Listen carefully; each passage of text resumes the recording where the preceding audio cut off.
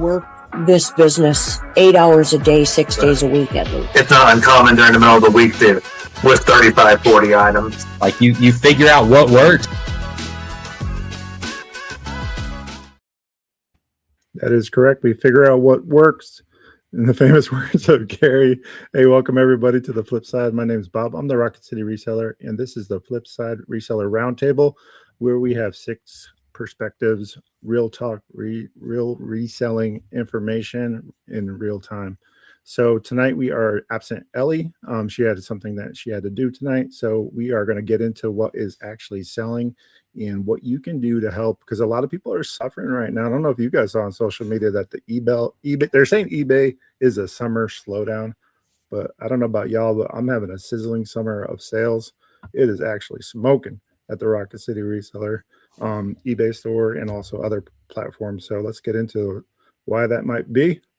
And we're going to go ahead and go around the horn and just introduce people really quickly. We did an intro video. If you want to find out more about all the fun folks on this panel, you can also check out that episode. Feel free. We have Ruth Ann, the 4-season pickers, with us today. Hello, Ruth Ann. Hey. Welcome in. We have ShawnsFinds, and of course, ShawnsFinds everywhere. YouTube, Instagram, you name it. eBay. He does all the things. We have Cougars Corner, Gary and Amy, and just absolutely crushing the clothing. Domination. Sometimes the clothing's crushing us, I feel like. You know, if you get to that point where you have so much, I mean, what are you guys at now for number of listed? 14,000, just over 14,000. Man, that is wild. What about you, Sean? What do you got going on over there? How many you got listed? I think I'm at like 7,600 on eBay, and then most of it's cross-listed. Yeah. You guys cross list too, right? Gary and Amy? A little bit, yeah. We've been working on that. We hadn't done any cross-listing up until probably a few months ago, 2 months ago, 3 months ago. And I started throwing some stuff over on Poshmark. And we're probably up. I'm trying to do around 50 or so a day cross list. Some of our older stuff that's on eBay, cross listed over to Poshmark and see if we can get some traction. So I think we're close to 4,000 that I've gotten moved over there by now. So that's not bad. Yeah. That's pretty good, actually. What about you, Ruth Ann? How many do you have listed right now, do you think? Let's see. On eBay, I'm sitting at, let's see here, somewhere just under 2,000, I think. I was up over 2,000. Then I delisted a whole bunch when I started Whatnot. Now I'm trying to creep back up, and I'm cross-listing. I have a lot cross-listed now over to Etsy, and I'm thinking about chewing off Poshmark. I don't know. Educate me on Poshmark. I don't know. I just, because I'd like to have another place to put plush. Well, Poshmark is a good place to put it. Let me tell you, we are obviously niche down. If you're new here and you don't know what we sell solely plush. And Poshmark is actually number 3 for us right now. Etsy and eBay, it is absolute horse race between who's going to win this year. And we actually we are more profitable on Etsy than we are on eBay. So things just sell for a higher average sale price over there because of the content. Obviously, it's vintage, and vintage usually you can get a little bit more for. So, but we've sold so many plushies across all platforms. So don't hesitate in putting anything other than clothing on Poshmark. So I will say that you can sell crock pots on there if you wanted to. Sean, I had a buyer the other day, and because I always list things a tiny bit higher on Etsy than on eBay.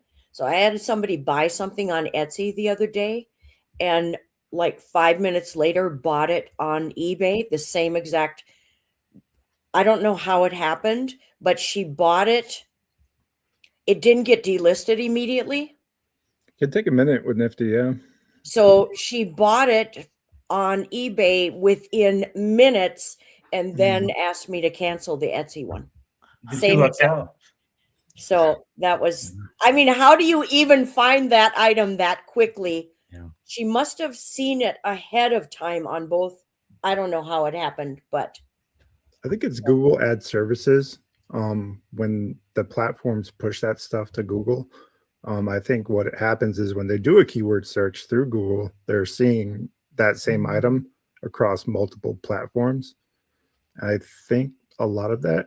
Sean, you were going to say something. What were you going to say about Posh? I think it's a common misconception that every time I post some random like BOLO or something that I sold on Poshmark, everyone's like, I thought Poshmark was just for clothes, and I've sold Yeah. power on Poshmark, so I hardly list any clothes unless they just fall in my lap. It happens to be something good that falls in my lap. So I I saw hardly your list at all. I saw your recent reel about the NASA Junior, like, I don't know, was it a spacesuit or a It space was for camp? like space camp. I think it was actually down in your neck of the woods is where it came from.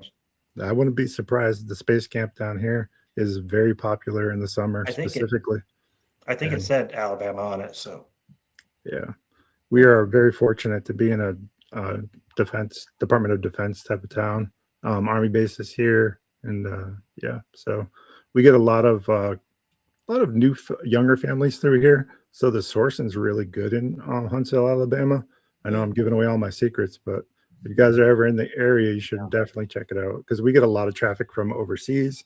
So families that are, moving through the Army base, etc., young families that are continually moving, they don't get a choice, right? You get orders and then you're out of here. Right. So we get a lot of traffic in that way. Plus, Google just opened up down here. Toyota Mazda, Amazon, FBI just opened up, Space Force. So Huntsville is just growing rapidly. We're suffering the pains of that right now, the traffic and other things, but sourcing can't be beat because people have more than they can in storage units. Yeah. And you cannot walk 10 miles probably without hitting a storage unit they're everywhere because there's no homes, right? And Makes logical sense. military people dump their stuff every time they get, because my kids are military. Every time they have a move, they dump a lot of what they own because they don't want to have to ship it. So Yeah, I mean, makes sense. I don't know if there are bases where you guys are out in the. yeah. So, I mean, it's not a bad strategy. Plus, a lot of people forget that, military surplus is an option for sourcing. And if you're not trying that, I'd be curious to see if we can have somebody on that would be able to speak to that because I'd imagine that's probably very lucrative because a lot of times they're just trying to get rid of that stuff. There's some very expensive and very valuable pieces of military clothing. Certain ones, specially made stuff can go for hundreds, if not thousands of dollars.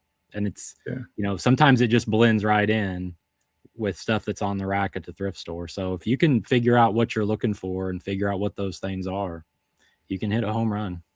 I know that when I was in the military, when I was just before I separated in '99, I know that Gore-Tex was just taken off. So it's been out for a long time now. But have you guys had that experience where Gore-Tex actually does better than most? Oh yeah, you put Gore-Tex with anything, and it's gonna help the value. Yeah, I mean, we had a pair of Marmot pants, which is like an outdoor brand similar to like Patagonia. And on their own, these rain pants probably would sell for $20-25, but it had Gore-Tex in it and it doubled the value at least and sold within a couple of days. It may have undersold for us. So, I mean, that's just an example. You can, if you get shoes or boots or something like that with Gore-Tex, it's going to do a lot better. it's Definitely something to be on the lookout for if you can see where it says on it. Anything's worth a look up with that word. Yeah, for sure. That's Especially like the footwear and stuff. Like I think what it is the fabric is breathable. Like so for moisture and stuff, it you don't stay wet or get wet when you wear Gore-Tex. It's just the way that fabric works. Garage sale and flea market shoes are Gore-Tex. I wear those because you're always walking through everyone's wet yards and stuff in the morning at yard sale. So I wear Gore-Tex shoes to go garage sailing in, so I don't have wet socks at the end of the day. Yeah, wet feet are not fun for sure. Man, I've seen some of your garage sale videos recently. Man, you're just out there just crushing it too. So, what's the scene like? What are you picking up? This past weekend, I bought chainsaws. I love buying tools because tools sell all year long and they're a need. I like die cast. I like vintage toys. you know me, if it's shippable and it's worth money. I bought a cuckoo clock this weekend. Mhm. What else? Oh, I'm trying to Oh, run I my saw head that. through the video. I saw the airspeed indicator that you picked up. That Oh was yeah, the the U.S. Air U.S. Air Force. Force Mhm. airspeed indicator. Yeah, Yeah, man. all over the place. Coleman. Sean's got that good sourcing, man, out there. What's the garage sale season or schedule look like for you, Shawn? Because I know for us, our season is pretty much over when it comes to neighborhoods. We like to hit a lot of neighborhood sales because it gives us a lot of garage sales all in one area. So we might be able to hit 2 or 3 on the same street, jump over a street, hit 2 or 3 more. So it's for us, it's like the volume that we can go through. But by this time of year, like it pretty much fizzles out. And unless we're driving 2 or 3 hours to find a neighborhood sale, the sales are pretty much over until the fall. So I'm curious, like, is it similar for where you're at? Because we're not super far away. We're in Missouri. You're in Indiana. We're like May to October, but it seems like most of the community sales are May, June before it gets Yep. super hot, and then they will pick up again in like September, October. Okay. But Yep. for me, the community sales don't do as well. Like obviously, you guys like community sales because you're niched down in clothes, and when you go to community sales, there's a lot of clothes. But for me, who like those modern, ultra modern neighborhoods, they don't have the old school or quality tools. It's usually a lot of young families, and they have like the entry level tools if they have tools at the yard sales. And so I'll go to community sales, but I prefer like the small rural town sales when they're usually aligned with like the town festival and stuff. Okay. Yeah. So like in September, October, those little towns all have their little parades or town festivals or craft shows downtown. And in those moments, everyone in town has their yard sales. And I do better in those kind of situations than in the Vinyl Village style neighborhoods. It's mainly clothes and home decor stuff that looks like it came from TJ Maxx and that kind of stuff. Mhm. Yeah. You do a lot of swap meets too, don't you? Yeah, luckily I live an hour away from one that's every Wednesday morning, so I don't even interrupt yard selling. It's every Wednesday morning, and it's a couple hundred acres. So if the weather's nice, it's hopping. So Yeah, that's pretty nice. What about you, Ruth Ann? I know that the yard sale, garage sale season is different from Minnesota. You want to let the folks know what's up in Minnesota? It's pretty short. And like Shawn said, most of our citywides are in the front half of the summer. And there are garage sales that go all the way into the middle of October, but when you live in the Midwest anywhere, you have to shop like mad from April to October, and you just get inundated because once we get into the 40s, then we're stuck with only thrift stores or high bid, or if you're a storage unit buyer, that's one thing because that goes all winter long. But and I like the citywides, but it depends on what I'm trying to buy. If I'm looking for plush, I want to go to some of those newer neighborhoods that have some cool plush. But if I'm trying to stock up on glass, I want to go to the 70s houses. I want to go to the neighborhoods where I know people have been in that house for 40 years. They're the ones with the kind of gold that I need. Yeah, we were just I talking like about just that the back. older. Yeah. I like the little old I rural want to go towns. to the houses where somebody that lives in there is maybe 70 years old. I know they've got my stuff. They're my people, They're the ones with all the taste and quality everybody's looking for now. We were just talking they're about holding on to good stuff. yeah, behind the scenes about generational homes and how that area, if you're in an area with generational homes, the picking tends to be a bit better. I think that's why Ohio is so good. I know that Jimmy Old School Flips is out there. He actually moved specifically to Ohio because the picking was that good. Wow. That's So I think he was out in Nevada maybe or California, somewhere out there west, and then he ended up moving because it was a no-brainer for him and his family. It kind of worked out. But generational homes is definitely where it's at. Yeah. What about estate sales for y'all? Do you guys do that at all? I got lucky this week and hit an estate sale. Everything there was a quarter. A Jeez. quarter. I said, what? A quarter? I mean, I picked up one item. I picked up a religious item this week. I paid a quarter for it. That night I got home and listed, and it sold before I went to bed for $85. A quarter. I just wow. couldn't. Yeah. And then I decided I had several boxes, and I said, is there going to be more stuff? And she said, oh, yeah, we have a lot of glass in the house. And, you have to contain yourself. As Try did not you. to be too eager looking, Right. I said, well, when do you think you'll bring the glass out? He said, well, do you want to go in and look? And I'm like, I would love to, and No, I'm please still, no, please no. still trying to push down the excitement. So I ended up going in, and I actually ended up giving them more than they wanted because I couldn't walk out of there with a good conscience. Yeah. I just couldn't leave there with all those great pieces for a quarter. I just couldn't do it. Just goes So to show you there's still good estate sales out there. A lot of them are just out of control though. they are a lot of them that are run by companies, but this Yeah. was a family run, and they just had to get rid of their stuff. Those And are the best to get.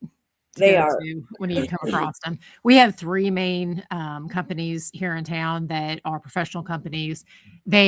What's good about them is the first day is full price, second day is half price. One of them afternoon on the second day actually goes to 75%. They used to have a bag sale. Gary and I used to really clean them out on bag sales. We're very efficient in what we do. When we had our antique mall booths, that's a lot of the ways we would source. And like the bag, it would be like a pretty good, almost the size of a trash bag. And they might say, okay, a trash bag's $10, whatever you put in it. Wow. So, I mean, a lot of it was, the end of the sale type stuff, and like what you were talking about, you're saying like you made a connection with an estate sale company or someone who runs it. That can be very helpful for you later on. Yeah. And anytime you can make a connection, whether it's a real estate or even at garage sales, That's right. You have to talk and ask people questions when you're there. And like with you, somebody said, would you like to see more?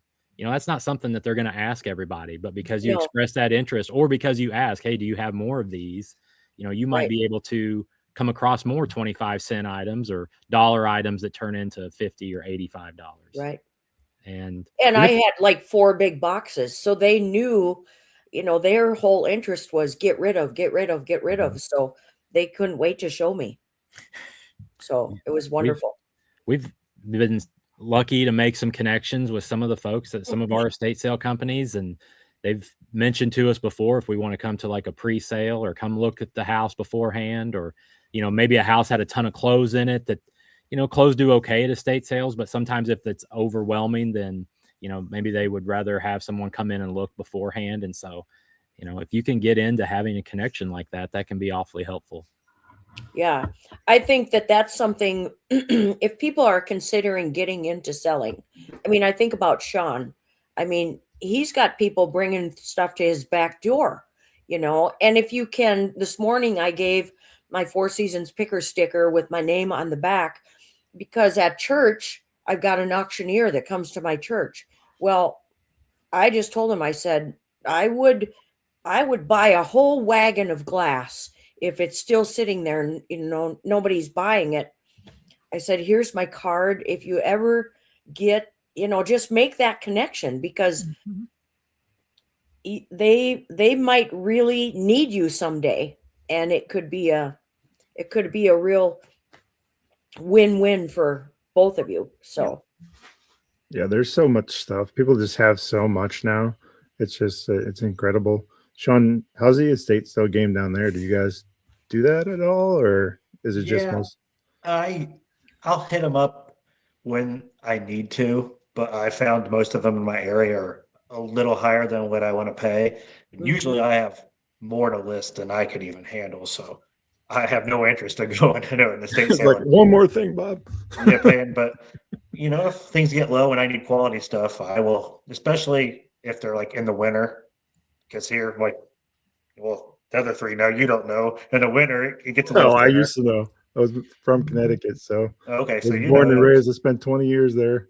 So like very you'll familiar. never see like thrift store footage from me in Mm, the summertime because I Yeah. have no need to Right. go in. But in the winter, you'll see me pop in at a Goodwill or a Ben's location.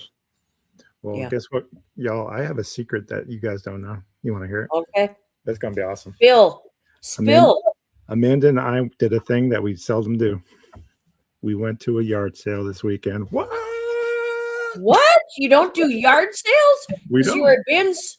You're bins. Well, people. we've been very lucky to have bulk buys and bins mostly and things of that nature. So we've always had a pretty good sourcing community, also friends and stuff like that. So networking, same stuff that you guys are doing, just on a smaller scale. Like I said before, Amanda's never met a stranger, so it's hard not to make connections when we're out and about. So we oftentimes come across, even in thrift stores, where she'll befriend the manager of the thrift store. Next thing you know, they're calling us or saying, "Hey, yeah, for $1, let's go, let's get this stuff out of here," just to kind of move things along. So yeah, so we woke up early, and she's like, "You want to go?" Because she saw something in a Harvest, so small town that's right next to us, adjacent to us. And she's like, you want to go out there? And I was like hemming and hawing, but it was a long week and I worked mostly from home. So I was just like, yeah, let's go. Let's get out of here. Try to change the scenery. So we went out and about, and we didn't find a whole heck of a lot, but she did find a lot of books, which she's been doing really well with children's books and whatnot. So, and I know that a lot of people can definitely flip books for a lot of money. So it's one of those categories that you just kind of, like any niche, right? You find the stuff that people are interested in. Again, vintage things that you can't get anymore, like Get Along Gang, stuff like you're just never going to see. Stuff like this right here. I'm going to show you. Nancy Drew. Yeah. Babysitter Club. Mhm. We sell those. Diary of a Wimpy Kid. There you go. Goosebumps. This little guy right here is courtesy of Tennessee Treasure. She's not here tonight, but I snagged it because it's a crowd favorite. When my oldest boy, who's 26, going to be 26 this year, we watch Little Bear a lot, and that's the duck from that show, Little Bear. So that duck right there, even without his tush tag, is probably $150 to $189. What's a tush tag? This is a tush tag. Well, it doesn't have one, but the little paper tag that gives you the like the directions and what brand it is, that is what we call a tush tag. Now, I also know something that the audience doesn't know, but we all know. Maybe Gary, Amy, you want to fill us in on your plushie game? Oh yeah, go ahead. This We is awesome. sold a plush today too. What? Yes, yes. So I guess our plush, I feel like, is 100% sell through right now because we listed one and sold one. That's funny. All the cool kids are doing it. We heard. Yeah, I mean that Yeah. Rocket City, that's everywhere trying to post all of this content. We should have tried it on Etsy. It might have sold even faster. Who knows? I mean, you probably For more could have got money. about 30% more for it, quite honestly. So, We'll try that next time. Yeah. Why don't you show us? I'm going to try to make you big. I know you had it on your phone earlier. Yeah, I don't let know me if this see will if I work, can but we pull could it try. up. I'm trying to make you big. Yeah. That's so funny. I'm under It's so pressure. funny man. that you crossed over into plush. I know. We didn't mean to. It's like Sean Trust doing me, clothes. Trust me, I'm not Still in our crossed lap. over into clothes. It kind of just, well, we're going to get into clothes in just a second because it's incredible. But I mean, Sorry, We're under almost pressure. I'm there. under pressure. I I'm know. kinda I like always Sean. I tend to put I Gary just- on the spot a lot if I haven't noticed. I'm gonna not come exactly through. sure. I'm coming through on this one. All right. All right, There here we he go. is. All right, Here we Bob. go. Who is this? All right, I'm gonna tell Bob knew you. this immediately. Yep, I knew exactly who this was when we first saw him. This is Pookie, Garfield's comfort item. If you're not familiar with Garfield, he was a cartoon. Started out in a newspaper, I think. He's Maybe. right. Yeah. I did not know Pookie. What do you get for it? Vintage Pookie. Yeah. How What much did was you it? get? $22.49. Yeah. Now I will say for the Not too record bad. that we've sold Pookie for somewhere between $40 and $50 before on Etsy. Oh, So That's just the difference. Now, You didn't buy this one, did you? To flip on Etsy? Hey, no, there's hey, not enough room in there. I like my 4,000% ROI. Wait, it is going to Alabama, I think. No, I'm just last Wednesday in the Plus show, I know that Fiona, his wife, was. Yeah, she. Amanda was sourcing in my Whatnot show. I know there that you go. because Oh, she yes. knows so much more than me. And so every time she buys something out of my Whatnot show, I know she knows She's something like, I don't mental know. note. Yeah, you go look that up right after you get off, I bet. Yeah. Which is Well- fine. I'm totally happy about that. If I can get $4 out of it and she gets 40, I don't care. Yep. That's the best way to be when you're on Whatnot, because if Oh, not, yeah. it'll drive you crazy, which is why I don't do Whatnot anymore, because I can't get my mindset wrapped around it. I've sold, I mean, together, my Amanda and I have sold over 8,000 items on Rocket City. Now she's probably at, I think she's at 5,000 maybe sold, maybe more. I don't know on Fiona's Finds, but she just has a different mindset. She's okay with the quick nickel, whereas I am more of an ogre about things. That's what happens when you're the CFO. If I can't get more than $20 for a plush, Yeah, it's going on Whatnot. Now I mean, know that's not a I good. know That's from not a bad watching- thing. Yeah, Yeah. from watching your videos, I know, but you're selling volume. You know, you're selling We are. so many plush. We are. We're kind of like Gary, Amy, and Sean, and also you, Ruthann. We're moving volume. Yeah. And one of the things I learned about since meeting Gary and Amy and also Sean is that eBay favors volume sellers. It just is. There's nothing that is proven that that's the case, but everybody that I've interviewed over the course of the past year doing this has always said the same thing. Whenever they hit a certain mark in their eBay store, it's like something goes off. I'm not exactly sure what that is, but it signals eBay, and all of a sudden your sales increase. Now we've seen that. I've seen it in Sean at store. I heard it Gary and Amy's. So it's just what it is. If you can manage to get 40 to 60 up a day, I can't see how you wouldn't be a six-figure reselling enterprise or whatever you want to call yourself. What are your guys' thoughts on that? That's a lot. It's a lot, but you know, you still got to put stuff up that people are looking for. Oh yeah, for sure. People want. Yeah. If you put up garbage, it's never going to sell, regardless of That's how many. right. Yeah, I mean that is a good point. And that's I think that's the big thing that I see sometimes when I'm either doing a Mhm. one-on-one or I'm talking to folks, or whether it's a comment on a Facebook post, whatever it is, and it's like, hey, my stuff's not selling. And I go to their store and look, and it's like there's 100 of these on the first rack as soon as I walk into the thrift store, and you're asking, you know, the same amount on eBay as what I could buy it for at the thrift store. And so nobody wants it. It's too saturated. It's never going to sell. You have to look at sell-through rate. Anybody not looking at sell-through rate, they're not going to get sales. Let's explain what that is, sell-through rate. Sean, I know you've done a video on sell-through rate. Would you care to tell the audience, for those that may not know what that is? I'm not the mathematician when it comes to sell-through rate, but if I look it up and there's only 1 or 2 sold and 50 listed, I don't list it because it's probably not going to sell, or they got to pick mine out of the 50 that are listed. And for one, only like say 3's selling every 90 days, that's 1 a month.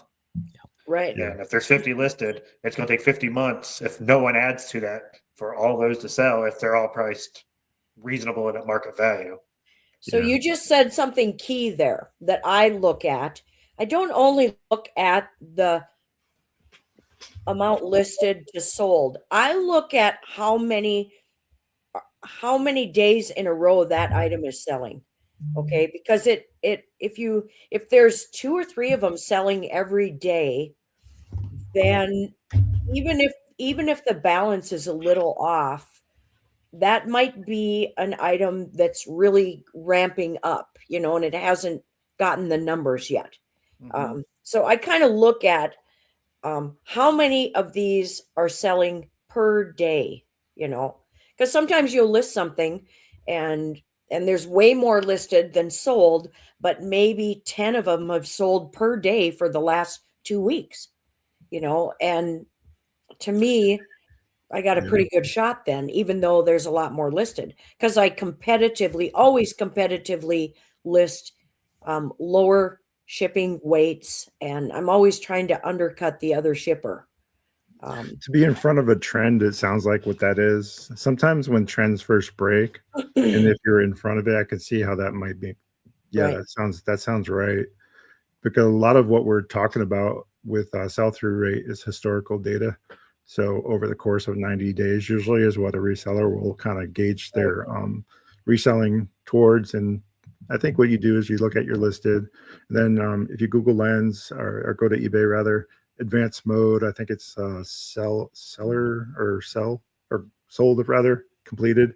And then it'll tell you how many sold within a certain amount of time. So, Yeah. and then you divide the two together and that gives you kind of a percentage. And they divide it and then times it by 100. That gives you your percentage, if I'm not mistaken, something to that nature. Yeah.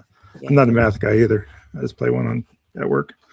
Let me take that a step farther. I just want to add one more thing, because Yeah. there's a lot to be said about looking at the numbers of solds, and then they'll look at the number of listed, and all that's great.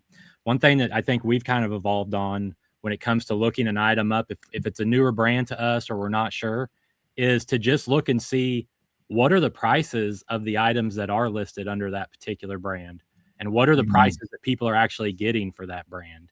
If we look up a brand of, say, a polo shirt, and it's selling for $12 or $15, but maybe there's 4,000 that have sold, it's got some velocity, but it's not selling for that much.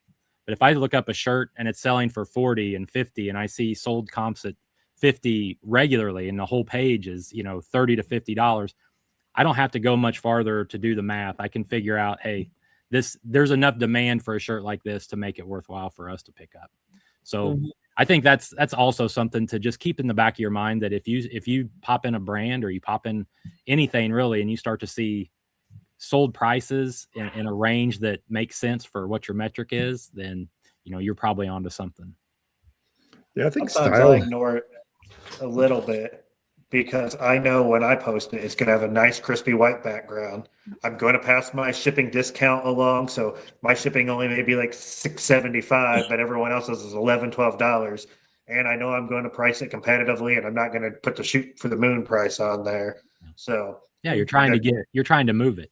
You're trying to get the money and go, and you're going to beat out 90% of the other sellers of that item that are on there.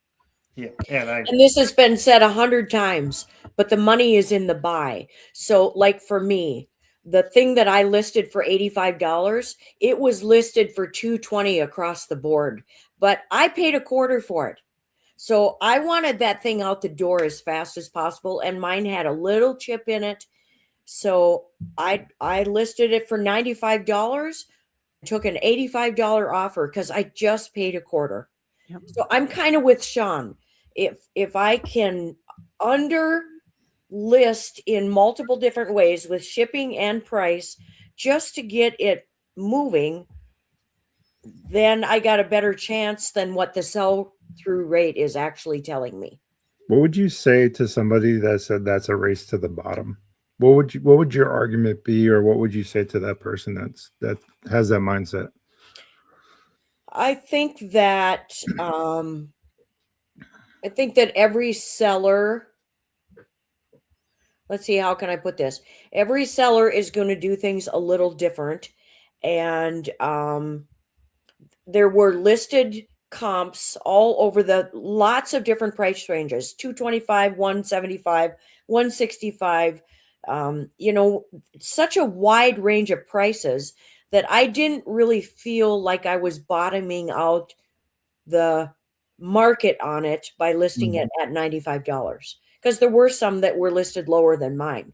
So, but I see what you're saying, Bob. Yeah, I hear that a lot from other resellers about, the whole race to the bottom thing. And that's just not in what we do, eBay. That can be anywhere, basically. Is it a rare is it one of one? Like, is it the only one available? It's probably not rare. It's probably not the only one you can ever find. I mean, if it is, then you probably shouldn't be selling it on eBay. It's going to a museum. Well, yeah, it should go to an auction, right? Sotheby's. Yeah, Sotheby's. For sure.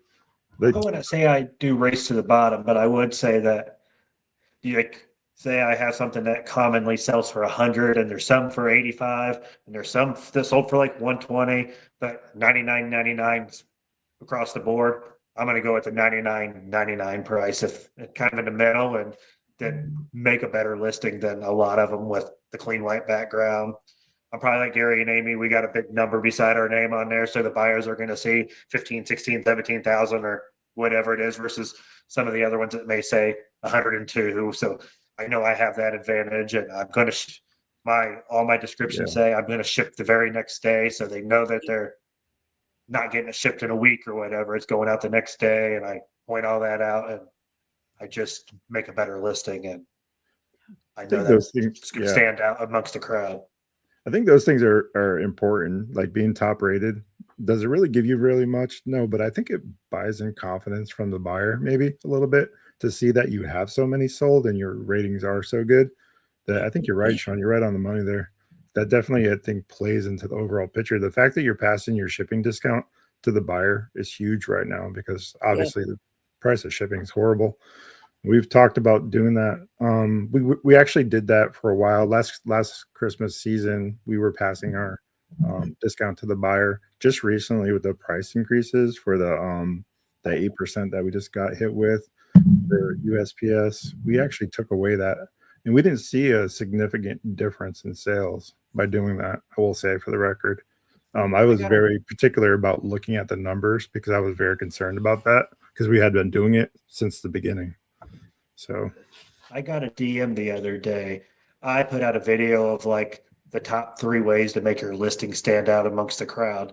And I suggested passing your shipping discount along. And of course, in the comments, I got a lot of hate and people telling me I was dumb and I was losing out that $2, $3 every single time.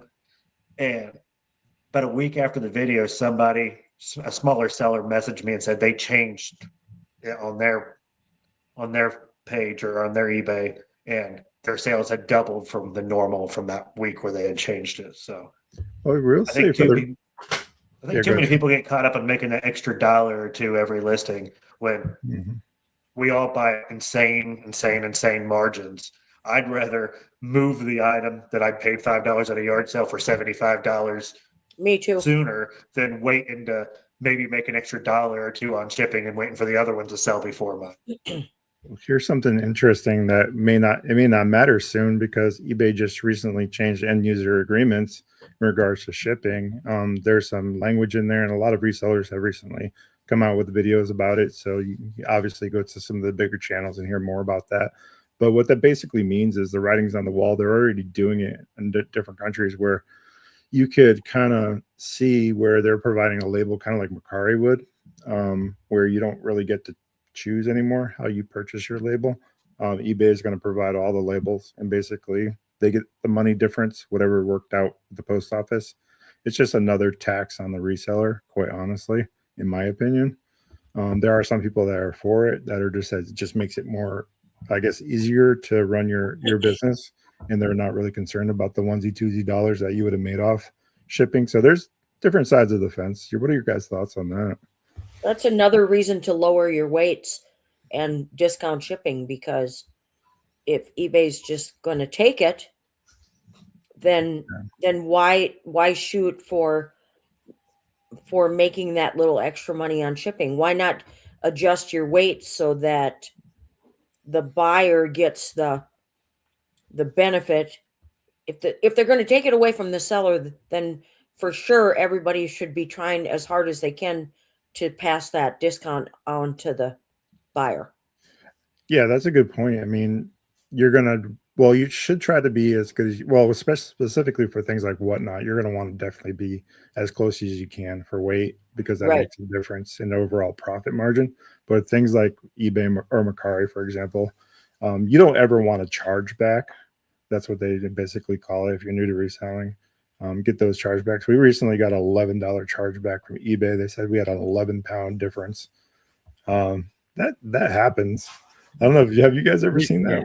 Yeah, that happens to us almost all the time. I mean, we probably get 3 or 4 of those a month, just with the volume that we ship out. And most of the time, if it's through the post office, you can go in and challenge those, because it would be something very obvious, like a T-shirt gets tagged at 8 pounds, and it's like, obviously there's no t-shirt that's worth, that weighs 8 pounds. So most of the time the post office will give us, we'll readjust. We usually win those. If it's FedEx, it's tough to do that. It's a monster. I never have it with the USPS. I haven't either.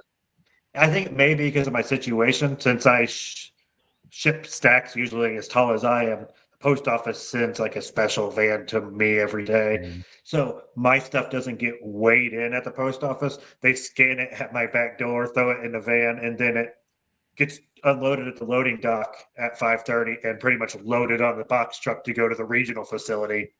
So it goes from my shop to the Indianapolis facility without ever going through the postal scale most of the time. So. Shawn, do you have any issues with them if they, like, there's a substitute driver and they don't stop and pick it up? Like, do you ever have to make emergency trips every day, like every week? But they have a commercial pickup route in my town for like me, and like there's a place that sells Studebaker parts, and then there's like another like packaging and shipping store, and the three of us are on like a special route. So they usually send someone, but the problem is this: they usually send the person who gets done with their personal route first, and if they're running behind, luckily the postmaster's given me his phone number so I can call and be like, "Hey, it's 5 o'clock. No one's been here yet. I want to go home," and he'll dispatch someone out to me because I think I'm my town's biggest pickup, or I'm 1A, 1B between who's the biggest pickup in my town. So they usually get someone out to me if I call them. So I'm in a very lucky situation.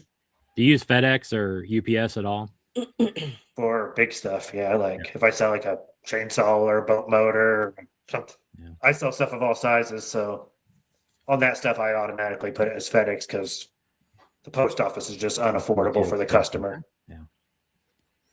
I sent a mannequin the other day, and that was the first time I ever used FedEx before. That's fantastic. The fact that you guys are so fearless with your shipping makes me so like happy because I think it's important, because when I first started reselling, I was scared to death of shipping for whatever reason. It actually prevented me from, because we started in 2022 October. I didn't have my first eBay store. We didn't have our first eBay store until July of that next year, because I was just terrified of the fact that, shipping would eat my lunch. It'd be like that big bully on the playground. It would just push me down and take my lunch money. It can. I mean, it is a big learning curve. I mean, shipping is one of the, probably the steepest learning curves for reselling. Yes, it is.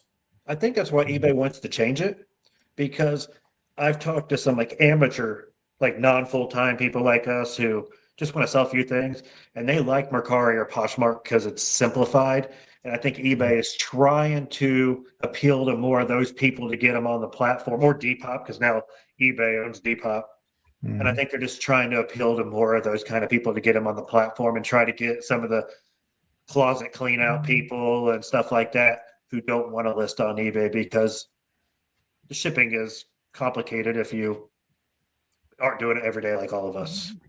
I think there's probably, in this new policy or this new user agreement that they're coming up with, I hope that it lands somewhere in between, like a beginner, just part-time seller, and someone who's more full-time, like maybe we are or Shawn is, that want and can handle the shipping every day and all the nuances in it.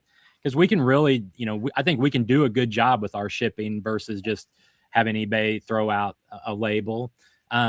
But if you go through eBay listings, I mean, I understand why they're looking at this, because the shipping for, people, what they're charging is all over the map for a similar item. You can't have such a large discrepancy in a t-shirt, and one listing, it's shipping for free. The next shipping is $12. The next one's $7. Then it's 30 cents, whatever. It's just all over the board. So for the buyer and their buyer experience, they're having all sorts of different amounts thrown at them for essentially the same item. And I think that's probably part of the rationale, is just standardizing the platform. They're going through other things, like they're standardizing all of the sizing when it comes to shirts. They're standardizing all of the different item conditions. They want to know, is it excellent? Is it good? Is it fair. So they're going through, I think, in different areas, different phases of trying to standardize that website and that platform so that there's not so many wild swings on from listing to listing when it's essentially a very similar item. I agree. I know as an experienced shipper, if I'm going to buy it, if I'm looking at a t-shirt on eBay and the seller wants $12 in shipping, I'm not buying it because I know it's only costs them like $6.50 tops most of the time. Like, and Shawn, I don't know if you noticed this because we both use the sell similar option. Sometimes you'll use the sell similar and on a product. oh and yeah, you I know what get you're to going the to say. I shipping, know. You get to the shipping and they've got like it's like a 2-pound item and they've got like 7 pounds in there. Yeah. And I'm like, where in the world did you get 7 pounds And then on 25 by 12 on this by coffee 10 cup? dimensions. It's There's a just little like, thing. so when you use the sell similar option, you always have to look at shipping because I don't know, and I don't know if they're just trying to make money on the shipping or what. I don't understand, but you really have to look at that when you use sell similar. I mean, back in the olden days of eBay, that was actually a thing before they actually put fees on shipping. Where resellers, and not every reseller is of the same caliber, let's just say, and try to be nice here, but some of them were like icky, and they were trying to make really a lot of money off of shipping, and most folks don't pay attention normally to that and will get caught up in shipping. So I think that's a lot about what's going on. But now since they put fees on there, I think people are still doing it, maybe not to the degree of which it used to be done back in the day. So it's always an iteration. I think this is just the next logical step maybe for eBay to try to, like you guys were saying, standardization systems and processes of what we all use for our businesses. I know that's what made us really a volume store, is having systems and processes in place to get through it and get through it quickly and get it listed quickly. I know Gary and Amy, you have systems and processes in place. Would you agree? I mean, absolutely. Yeah. So I don't know. I think you have to have rules in your business and policies in your business. Yep. And it sounds silly, but because it's just, for us, it's the two of us. But early on, a message would come in and or somebody would have a request and then we would toil over it. Well, I want to get this sale, but also at the same time, it's going to cause us more headache or cause us more problems. And so then I think we just come up with standard set policies. We respond to all the questions the same way, no matter what. And we try to make it as easy for the buyer, but also to where we can continue to do the volume that we want to do. Mm-hmm. Like yesterday, we had an individual message us and say, hey, I'm in the same town you are. Would you consider doing local pickup? Wants to buy a couple shirts. And, on the surface, that seems easy enough. We could just go grab them, go into town and meet them. But then it's when can we do that? Where can we meet them? What time? What happens if they don't show up? Then what happens if they want to return it later? Yeah. So we just tell folks, in that situation, it's hey, our store policy. It's not me personally. It's not Amy personally. It's just, this is our store policy. We don't do local pickup.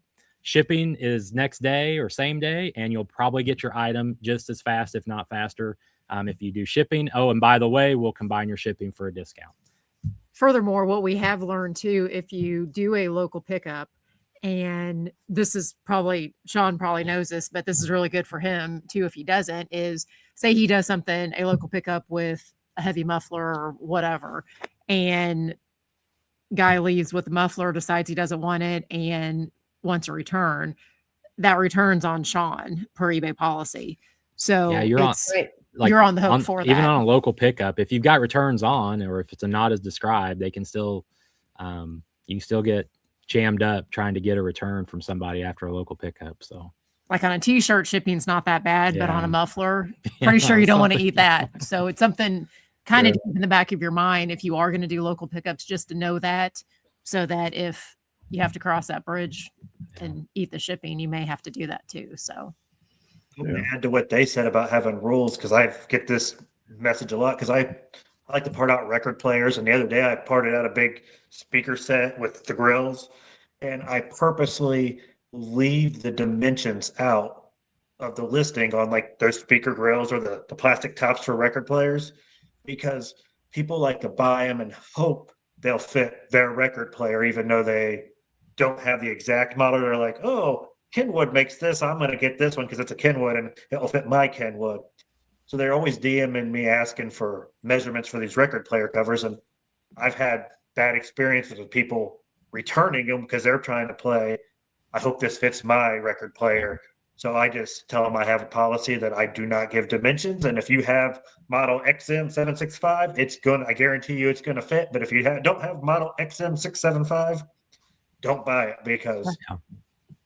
And Yeah, because they're you like, got a well, return coming. if you have the dimensions, I'm like, yeah, but just even a little fraction of like that's lining up or whatever, it's not worth it. Only buy it if you have this model. And so that's like a personal rule. And I've just had the same conversation with a guy wanting to buy Pioneer speaker grill covers for a different model. And I'm just said, no. And then he's like, well, can you at least confirm that's not this dimensions? And I just wrote, I don't know the dimensions. If you have this speaker, it's going to fit. And I just stuck to my guns because people like to play. I hope it fits my part.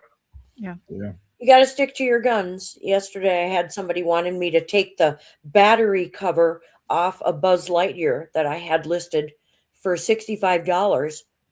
And then he even tried to tell me that it would still be worth almost just as much money if he sold me just the battery cover. I'm like, no, it won't be.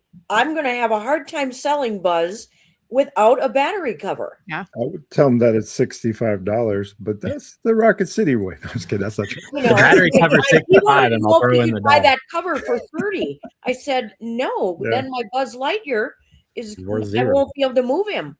You Yeah. know, We've seen Stephanie Fusen do that model where she parts stuff out. She'll sell a back of a battery cover for $30 at times. So I would too if my Buzz Lightyear was broken, but he's mint. right. So, and that's the thing. People are going to always try to game the system, and Yep. it's okay because you know what? That one buyer, there's 1,000, maybe 7,000 more that are just fantastic. And then you got to just try to remember all those fantastic transactions that happen day to day. Surely outweigh that one person that's trying to just game the system for sure. Speaking of gaming the system, this is a good transition for this story. Uncle Bob's got another one. Here we go. So before we finish up today, I'm going to tell you a story about what happened to us on Whatnot. Recently, there's been a few things on Whatnot that have been concerning. There is currently a scam apparently going around Whatnot where people are signing up for Whatnot to get the $15 credit with looks like legitimate account, new account. They wouldn't have any followers or buyers or whatever. They would just be a new person. And they use their credit to buy your item. Now, I'm not exactly sure how they're going about, setting up new accounts. But as soon as they purchase the item, sale goes through. So they're obviously using more than just the credit to get them. I don't know what that looks like. But as a seller, there's really not much we can do about that. We have to fulfill the order per guidelines of Whatnot. If we cancel it, we're in jeopardy of losing our account. Now, there's going to be other Whatnot sellers that probably come in the comments with this one. But what we did is we adhered to the guidelines of what Whatnot would have us do and fulfill the order. I can't differentiate who's scamming and who's not. Right. Unfortunately. So I fulfilled the orders. There was probably $400 to $500 worth of plush sales that day on just Whatnot alone. And they were all TY, old vintage TY, the bigger ones. So what that means going forward, and again, it's like I said, it was hard to differentiate because some accounts, when you went back to their profile, it says this person no longer has an account. They've whatever the terms of service for Whatnot, whatever. But there was nothing that said to cancel the order from Whatnot. So there's no communication back from Whatnot support. Now, I would assume that Whatnot has insurance and protections in place for their interests when this type of thing happens. But it's just something to be concerned about if you're a Whatnot seller. Just be mindful of that. Now, again, is there much we can do about that as a seller? Probably not. But there should be some sort of guidance or like feedback from Whatnot, I would assume. And Whatnot support will never really email you either, so you kind of got to be careful with that because it's kind of like eBay support. They're never going to intentionally email you. So if you're getting emails from these guys, it's likely not them.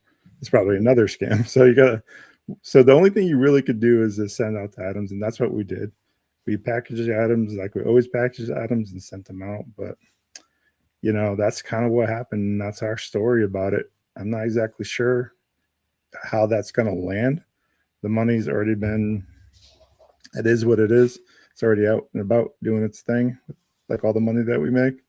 So I don't know exactly what's next for that, but Whatnot has to do something. I'm not sure what the answer is there because they want new accounts. They want to grow. You know, what do you do with that? You're the only Whatnot seller, I think, Ruth Ann. What are your thoughts on that?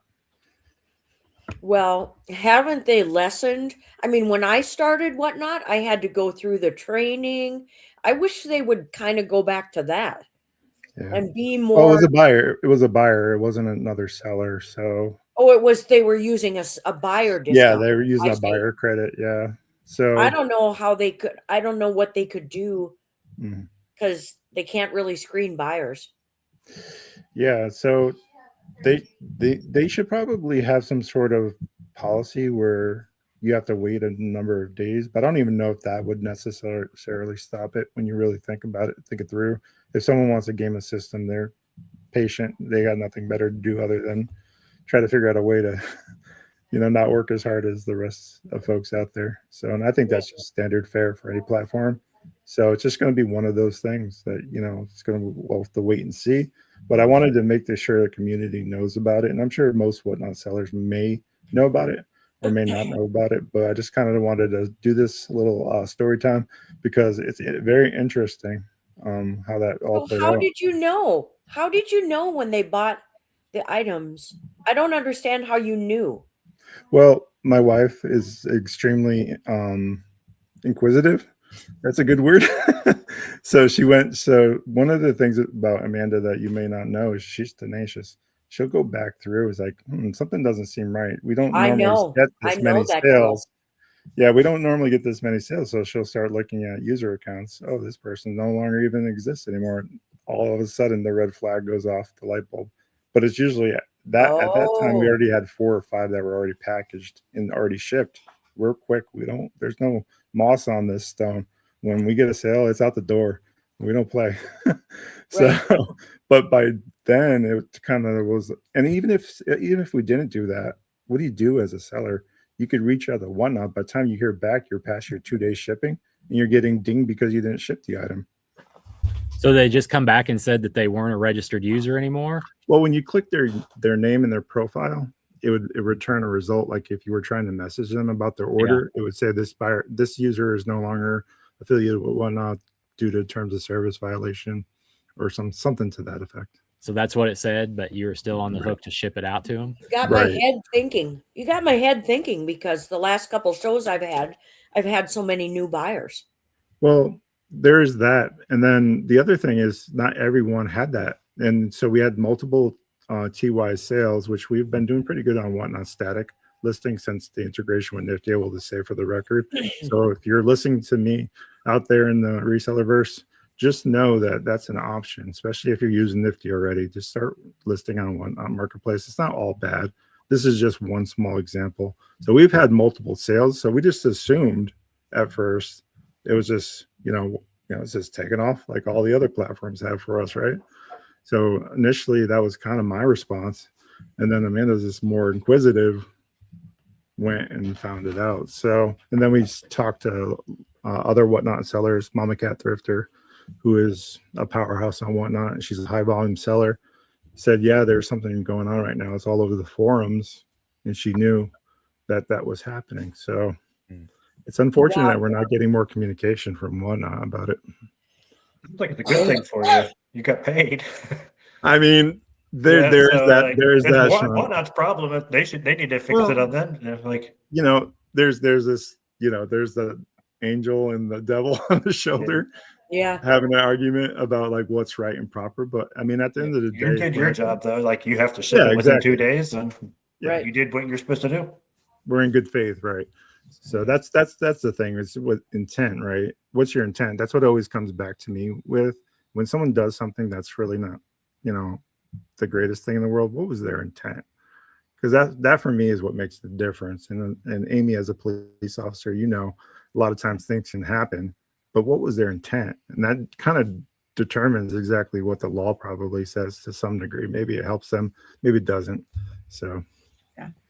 I don't know. I guess we'll find out what happens going forward in the future with whatnot. They need to do something though. There's no way that's a sustainable model for them. Right, for sure. So I wonder on that if it'd be interesting if you're an investigator for whatnot, if they all go back to one person specific, because correct me if I'm wrong, you send out you join for $15, I get $15 type thing. So I wonder if they all go back to one seller. well, yeah, we're talking about the actual metadata inside of Mhm. their email during the creation process of their account. As a software engineer, that would be my first question, would be, these particular purchases by this reseller. It seems like it was like a pattern. Mhm. So, and then some of the addresses were just like all in the same state. That's another thing. So using the metadata, you can kind of pinpoint where that actually originated and Yeah. kind of go a little bit further. So a lot of people don't realize every time you send something electronically, there's metadata. You can turn off your cell phone and it will still track you. Yep. So a lot of people don't know these things, but those are some of the things that you can. Now it's always after the fact, so Yeah. it's hard to say. They need to make an example once they do catch somebody, though. That'll definitely help for sure. The address is different. The addresses were different, and my wife's saying something from the other room. What? Some of I guess she Google searched some of the addresses, and she said they were like bushes and lots. Yeah. Let's take a road trip. We'll investigate it and figure I it know, out. right? That would be so much fun. First of all, we'd have to stop at some thrift stores for sure. I'm down. Yeah. I've seen this happen maybe 3 times ever on eBay, is where I'll send a package out and then maybe a day or so later, eBay will send a message and say, hey, the buyer of this, order is no longer a registered user. Don't send the package. But if you have, like, you're covered. eBay at least did the right thing and let us keep our funds. But they do have some sort of algorithm or, data that will trigger a red flag for certain buyers that sign up. So maybe Whatnot will get on the ball and implement something like that. Yeah, there's definitely tech out there that can help with that. I mean, the future state of AI already is existing, and they're probably using agentic AI to do these scams. Quite honestly, you can have an entire task force of like bots out there doing these types of things now. It's a brave new world we're living in. So, Scary. we do have instant payout too. As soon as we click that complete order, we're paid. It's a done deal. So that's a good benefit. It is a good benefit, and we worked hard towards it. At 1,000, for those that don't know, once you get 1,000 sales, you get instant payout, and Whatnot could be a lever for a lot of people because of that. If you have a bill due, flat tire, you don't have the money, get on. You could have it within just an hour. That's right. Yeah, so it's definitely something to think about. If someone, I mean, it takes a while to build a community and a presence on Whatnot. I'm not saying you should just go out Whatnot and expect hundreds of dollars right away. It does take some time and some grind, but if you're a tenacious person like the 4-season picker, you can get it done quick. I was at a pawn shop. I was at a pawn shop the other day, and I recognized a tote behind the counter, and they had a piece of paper taped to it, and it said Whatnot. So I asked the guy working, and they pull their stale inventory that's been sitting on the shelves at the pawn shop, and they're running Whatnot shows now at this particular pawn shop. So That's cool. Stale inventory. Yeah, might as well get it out there in front of more eyes. I mean, Yeah. when brick and mortars are doing the same thing, the writing's on the wall. Eventually, I think there's going to be a lot more online reselling. And what does it mean for shipping and all the things we're going to talk about in the next episode? It's going to get good, y'all. So there's a lot coming. There's a lot that we didn't talk about.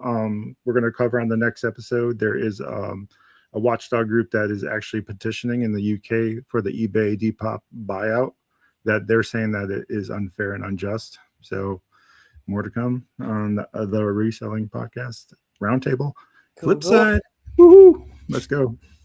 Well, we appreciate you guys hanging in there with us during this podcast, and we appreciate you guys in your viewership. We're going to go around the horn and remind people where we can find each other on social media. Ruth Ann, where can they find you? Instagram, Facebook. I'm a new content creator trying my best to get out there. I sell on Whatnot, Etsy, eBay, and I am going to branch out to Poshmark soon. Four Seasons picker everywhere. I pick and sell out of Minnesota. Woo. Let's go, Sean. Where can they find you out there in the internet resellerverse? ShawnsFinds, Facebook, Instagram, TikTok, YouTube. I think that's it. Those 4 places. Gary, Amy. We are Cougars Corner, Gary and Amy, mainly doing clothing. You can find us on YouTube at Cougars Corner, Facebook, Cougars Corner, TikTok, and Instagram. And of course, I'm Bob, the Rocket City Reseller. You can find us everywhere at Rocket City Reseller, specifically eBay. If you want to purchase from us, Rocket City Reseller HSV will get you there. And we appreciate you again. Remember, if you can't be good at it. We'll catch you on the next one.